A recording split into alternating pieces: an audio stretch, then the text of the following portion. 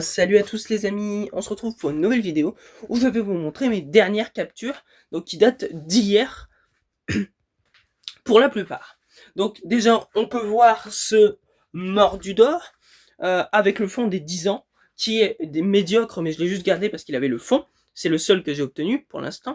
Ensuite j'ai eu ce Mordudor chromatique qui n'a pas le fond et qui peut évoluer donc potentiellement par la suite, mais vous voyez que ça coûte cher au niveau des pièces et c'est très dur à obtenir, donc on verra ça plus tard. Ensuite il y a eu le Community Day l'Arméléon, donc j'en ai obtenu quelques-uns, on reviendra sur ce Lézargus après. J'ai obtenu un Baby Manta dans un œuf, 96%, donc pour l'instant je l'ai gardé pour savoir si Demanta est viable dans la ligue. Bien évidemment, il n'est pas viable en raid, mais juste en ligue, on verra bien.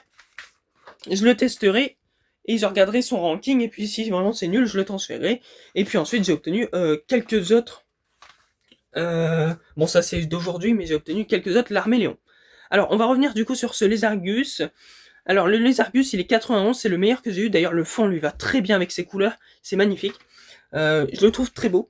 Il est 15 en attaque, 15 en défense et 11 en points de vie. Du coup, j'ai pu hier atteindre, si vous l'avez pas vu, je vous invite à regarder mes précédentes vidéos.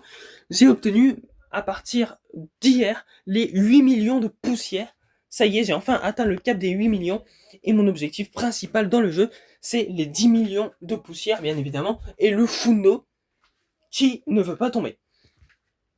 Ensuite, on peut voir que j'ai farmé environ 2000 bonbons, puisque j'étais déjà à environ 300. Donc j'ai farmé environ 2000 bonbons, puisqu'on est à 2284 bonbons. Ce qui est pas plus mal pour en maxer un ou plusieurs.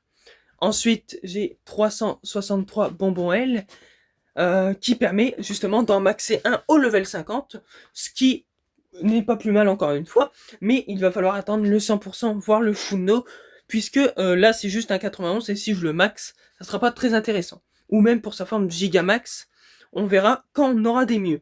Et puis bien évidemment, si vous voulez un bon set pour les Argus, il sera joué pistolet à eau, hydroblast et Ballombre. Ballombre lui permet de passer pas mal de Pokémon. Hydroblast, c'est son attaque de Community Day. Si vous n'avez pas eu la chance de le faire évoluer et d'obtenir l'attaque, attendez le Community Day All-Star qui a lieu en décembre. Ça reprend tous les Community Day qui ont eu lieu là, dans l'année, et puis ça les réunit en 2 jours. La plupart du temps, c'est un samedi et un dimanche. Donc on n'a pas les dates, hein.